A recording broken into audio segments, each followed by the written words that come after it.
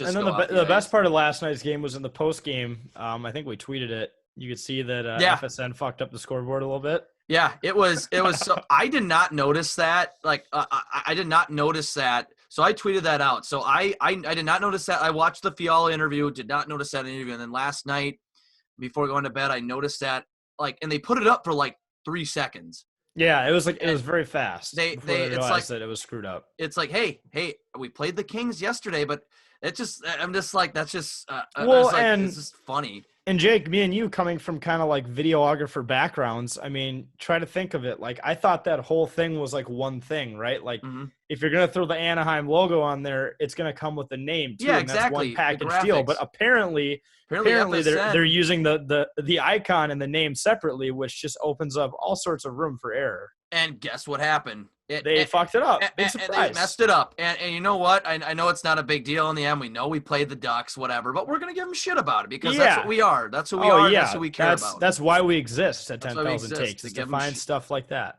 Find stuff like that and give people a nice laugh. Because I was just like, if the caption's like, wait, we played the Anaheim can't wait, who? Like, it's like, because I know we just played them yesterday, but come on. I mean, you organized that before a broadcast. Like, I'm surprised.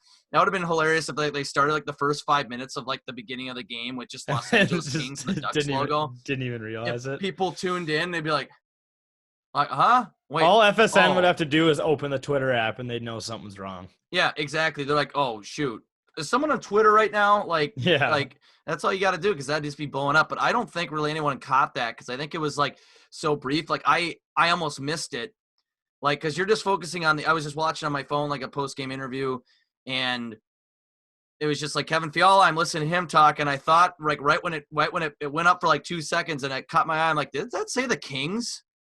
And, like, it was orange, like the Ducks logo, so I'm like, oh, my gosh. Like, these gaffes are so – these errors and gaffes are so funny because, like, these are professional broadcasts. I know there's errors, stuff's going to happen, whatever. I'm not going to bash Fox Sports North for it, but it's funny. And we're here to make fun of you for it. So just, dude, I'll bust the balls of FSN until the end of time for what they did to Twins fans last year. What was that again? They got in the big pissy fight with Dish Network. So Dish just didn't show FSN for like 6 or 7 months right in the heat of baseball season, all the way in October. Everyone said, okay, they're gonna work out a deal. I know we're moving to Twins here, but I gotta follow through this. They said, you know what? We don't care that it's October and the Twins are in the playoffs. Money still matters more. So we're not going to show the Twins playoffs. So thankfully people like me exist on this planet and I just show everyone how to use Reddit so they can keep up with the games. But now you have all these adults, pulling out their laptops, hooking up the HDMI. And, it's kind of funny because some of those Reddit streams, like there'll be porn ads that come up and I just hope I didn't get associated with those, showing relatives how to stream the game. But and then porn all because of FSN. Like, are you fucking serious? Like, just figure that kind of shit out. Don't make Twins fans suffer because you and Dish can't decide on 30 million or 40 million. Oh, yeah, exactly. Oh, we gotta pay our directors a bonus. Like, come on, man. It's like, seriously, like you got to think about sports. Yeah, I know it's a business, but you got to also think of the community and like the fans here. You're going to piss off a lot of people by doing that. It's kind of like a PR thing in a way. Like you think they would have a PR person that intervening in that.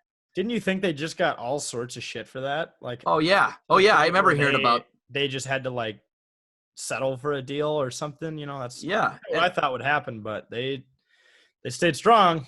Yeah, and I know that they just went through this with, like, YouTube TV, I think, just recently as well. Like, they just struck a deal, but I think it was, like – it almost seemed like it was, like, certain – I saw it on social media that, like, YouTube TV was going to drop Fox Sports North.